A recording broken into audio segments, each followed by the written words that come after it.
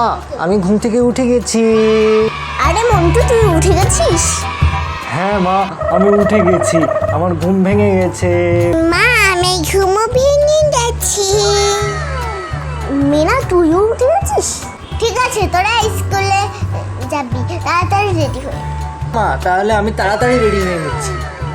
আগে তুই ব্রাশ কর, ধর।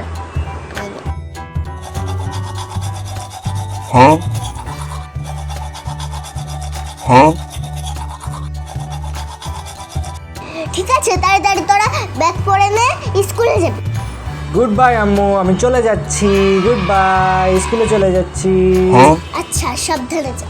ঠিক আছে, তোর খাতাটা আগে নিয়ে যা। মা মা, আমি কি স্কুলে যাব না?